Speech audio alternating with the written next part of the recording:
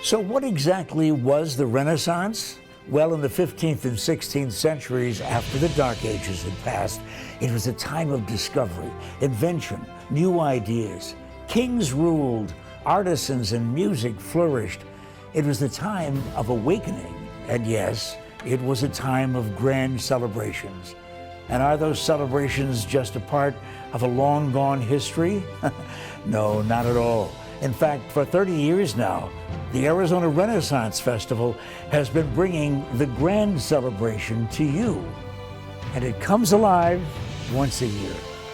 But what does the 30th anniversary of the Arizona Renaissance Festival really look like? They're just waiting for me to say, huzzah! Or dilly dilly, or whatever it is that you're supposed to say. Most important thing is come on, you're invited to join me at the Arizona Renaissance Festival.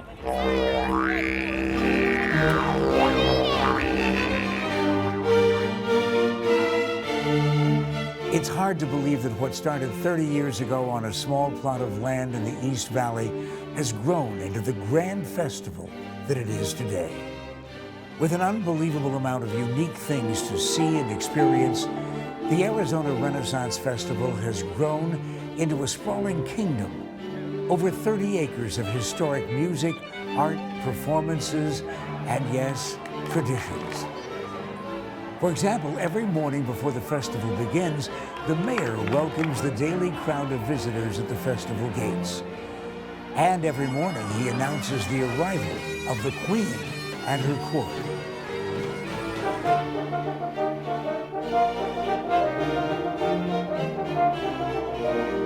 Now, I have to admit, I've never been this close to royalty, so I thought I'd try to catch up and say hello. Excuse me, Your Majesty. I'm terribly sorry to bother you, but my name is Pat McMahon, and I'm new to the 16th century. How can I be comfortable at the Renaissance Festival? Well, you look very comfortable to me, my lord. Thank you. Is this appropriate? Oh, yes, it is very appropriate. Are you warm? A little, but I'm in Phoenix, Arizona, and excellent. So that's what you're supposed to be. I do have one question, if you don't mind. Of course.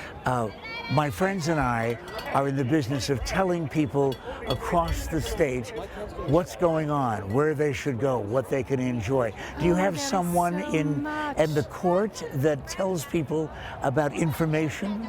Well, you could ask the Lord Mayor. He knows everything. But it is a 30-acre circus almost, a medieval circus.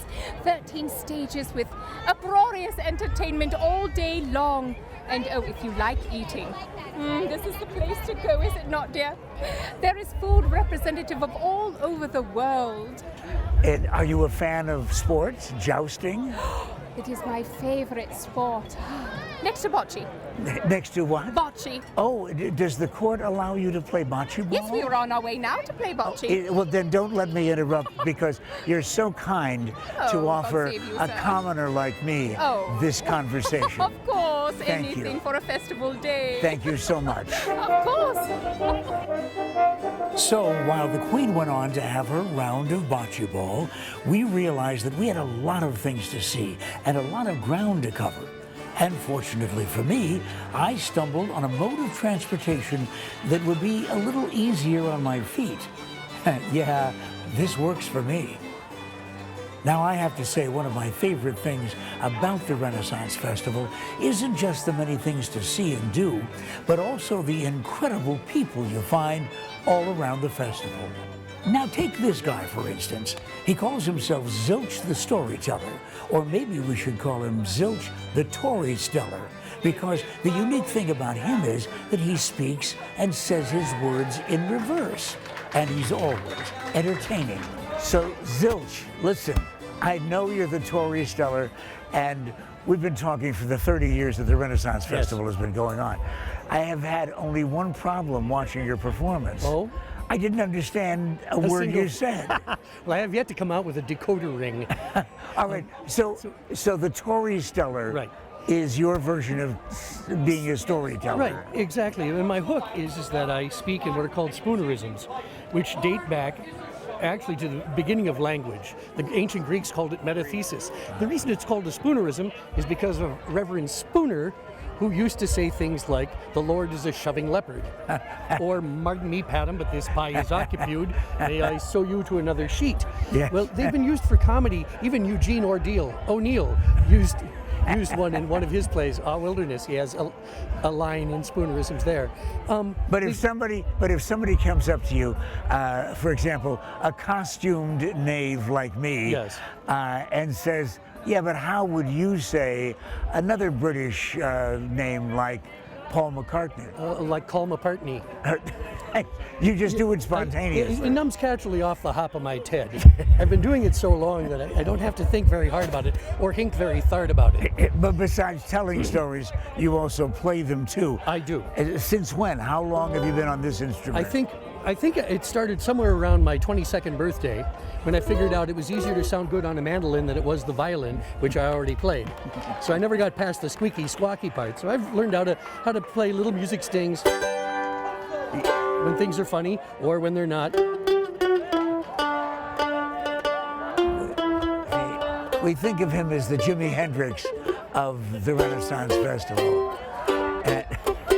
Didn't I see you at Woodstock? I saw a lot of people at Woodstock I'm with not this quite kind of an old outfit. enough. I'm in one of the ancients out here. Okay, but I'm listen. Since this is though a special broadcast with as much of the Renaissance Festival as we can put into a half an hour. Yes. Tell me, in 30 years, what kind of a transition you've seen in this land, this location. From a little tiny square patch of desert to this lush, shaded, 33-acre, magnificent production. It's changed so much. We started out very small and when we first began here, the front gate was a couple of poles with a banner between it. And now it's a major edifice. You know, the one thing that we have never had on this television station is anybody with your version of Tory Stelling tell everybody to watch Channel 7. Oh, Soch Channel 11. Got it? Make sure every morning you tune into Matt Pickpan on Channel 7. He'll give you the date stroke. There's more to see at the Arizona Renaissance Festival, so stay with us.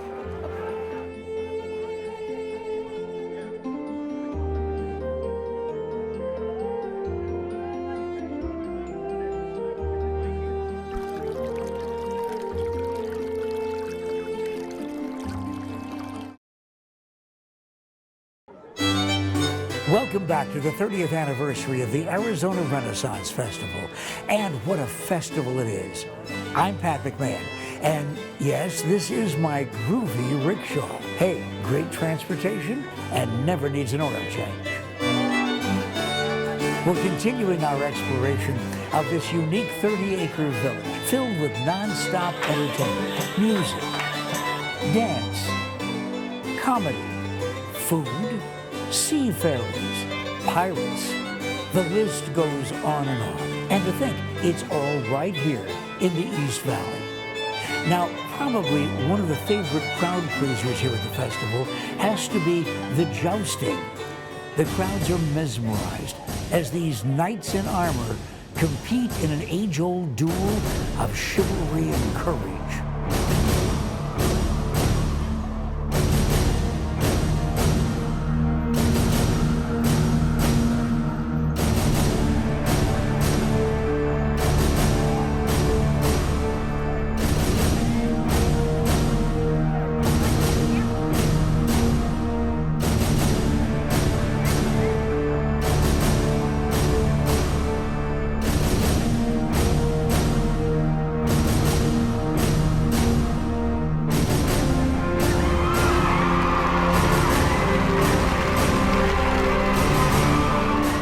And I figure since we're here, we thought we would catch up with one of the brave knights.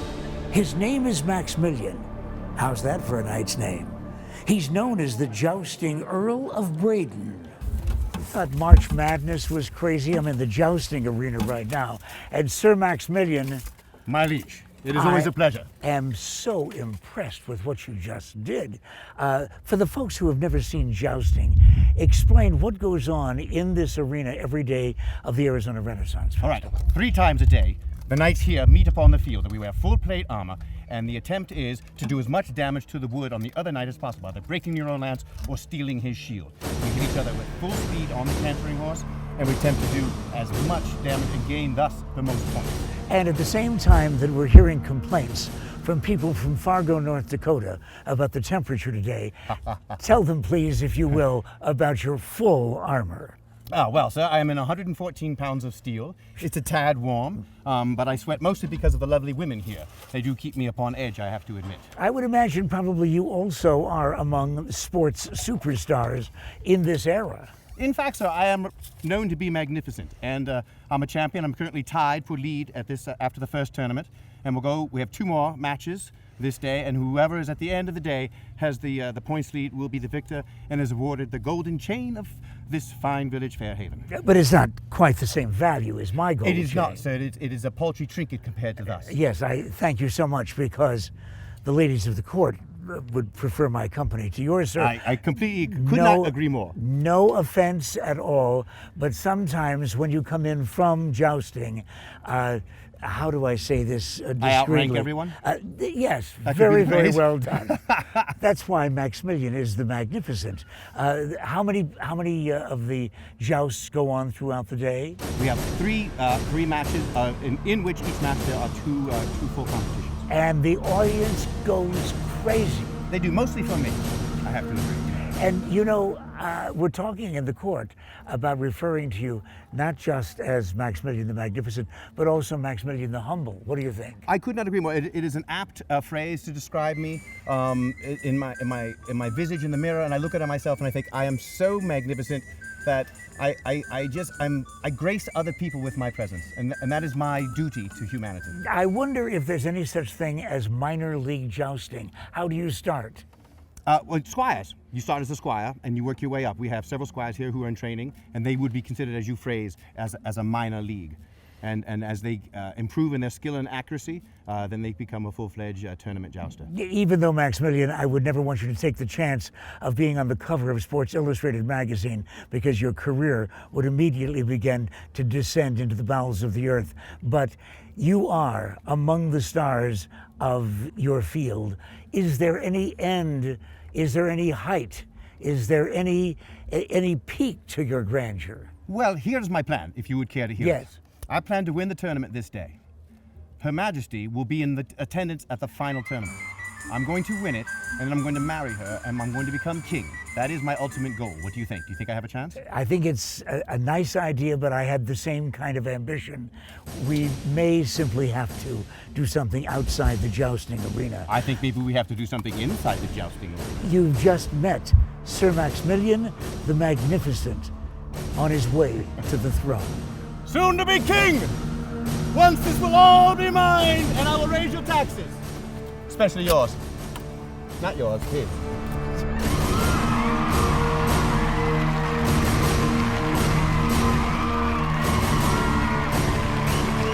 Oh, there's so much more to see at the Arizona Renaissance Festival, and you'll find out how much more when you stay with us right after this.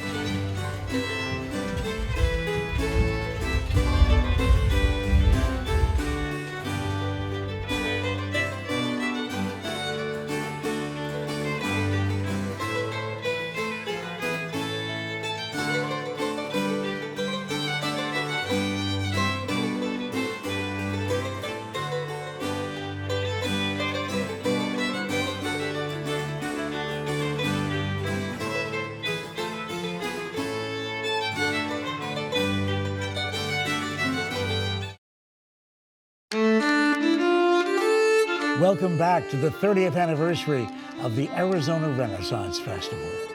Now, the Renaissance Festival is a lot of things. There's something to do and see for just about anyone. Some have called it the ultimate family adventure. We call it simply amazing.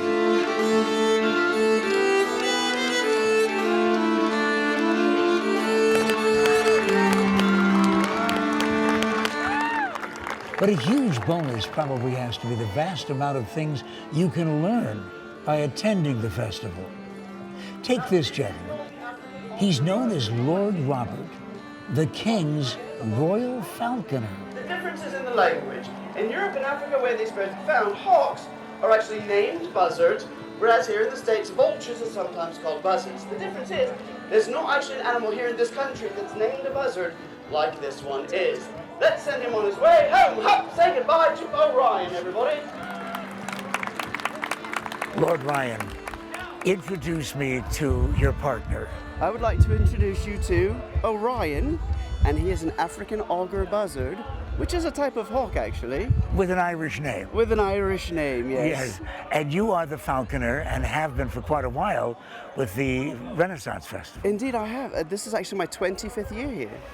How long has Orion been performing? Orion has been with us since he was about 2 months old, and he is now about 17 years. Orion, you are a stately bird, I must tell you, and what a performer you are. Tell me, though, about the whole world of falconry. That's something that, at least as far as city kids are concerned, we don't see anymore. Well, you know, falconry has been around for more than 4,000 years. It's believed to have begun in the Orient. So it's quite an old sport. It's been around for generations with royalty. You know, in King Henry's court, no one else was allowed to keep a bird of prey, just the court. So if anyone was found with one of His Majesty's birds of prey, yes, they would have been beheaded on the spot. Well, that seems to be then symbolic of how serious they take Indeed. Falconry in the court. I would like to know how serious Ryan takes me as a total stranger.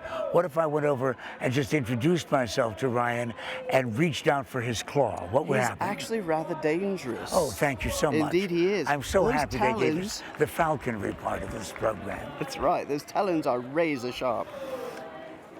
So if you're talking about being dangerous to just a commoner like me coming up from the group, he'd be more dangerous to the rodents. That's right, they eat small prey, so rabbits, rats, mice, snakes even, and anything they can catch because they are opportunistic prey. How fast do they fly? This one not very fast at all. This one actually would travel around 25, 35 miles an hour in a level flight. However, as relative to the falcon, there's one called the peregrine falcon, which is actually the fastest animal on Earth. Top speed ever recorded, 273 miles an hour in a straight down dive. Amazing. We have tourists who visit us on the 101 that go about 12 miles an hour in the fast lane. But it is such a pleasure to have seen you perform, and you'll be here every day that there is a Renaissance Festival, Saturdays and Sundays, and so will Orion. Indeed, 4 times a day. It's a family-friendly show, and it's great for the whole family to enjoy. And you stick around because we've got more for you to enjoy here at the Arizona Renaissance Festival in its 30th year.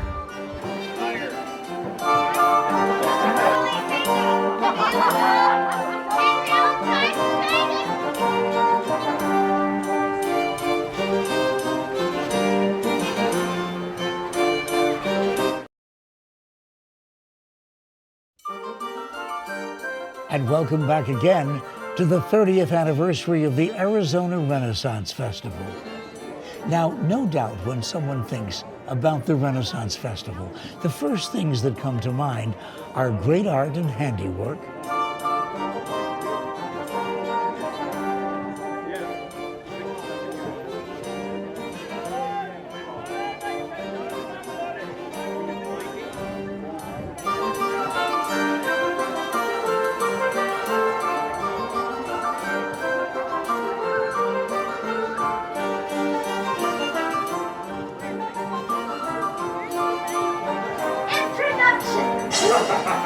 entertainment, Ladies, it's true. We are an actual. and of course, food.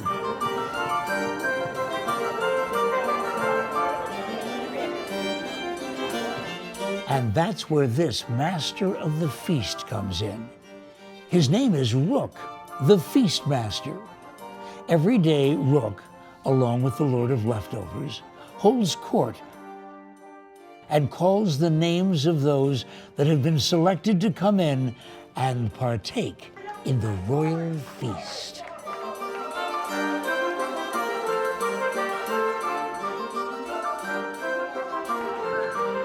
Everything you could possibly imagine to eat and drink at the Renaissance Festival.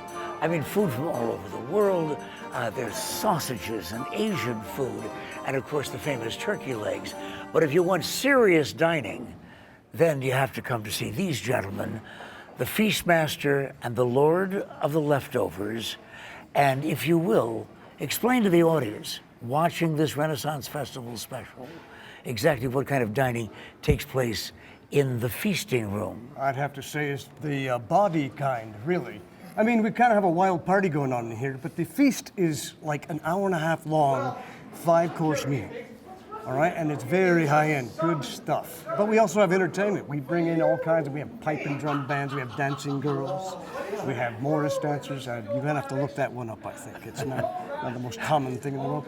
But we have incredible entertainment. We have a 4-piece horn band that really fills this whole hall full of sound. We've got a couple hundred people a day coming in here just to do the feast. And if you ask me, it's the most intimate, most exclusive event on the entire festival grounds. But at all fine dining locations, you should make a reservation, and I'm assuming that's true here. Very much so. In fact, I think that we're on track to be nearly halfway sold out for the entire season, but there's still little breaks in the seating between now and the end, so if somebody calls ahead and books a seat, they should be able to get in. But it's a very popular event. One sitting or 2 sittings a day? We have 2 seatings per day, 100 people in the hall each time. All right, now Lord of the Leftovers, if you could perhaps tempt our audience right now, because these are fine dining people. Let them know about the menu. Let me tell you, we have prime rib done to perfection. We have quail in a wonderful apricot sauce, served with wonderful vegetables, a most exquisite display. There's a chocolate dessert called a Galactibo Rico, which is chocolate. A what? Sweet. I don't know. Oh, that's right, it's Greek this year. We have a Greek I just theme. make this stuff up. The sound is super spectacular. Indeed, if you paid the amount of money we charge you to get in here without the entertainment, you would not say, oh, this is overpriced. Plus, I know some of you are thinking, what about wine and beer? We have wine and beer. And you can decide for yourself, of course, about whether you want the first seating or the second seating. But you probably have already decided on the fabulous feast at the Arizona Renaissance Festival.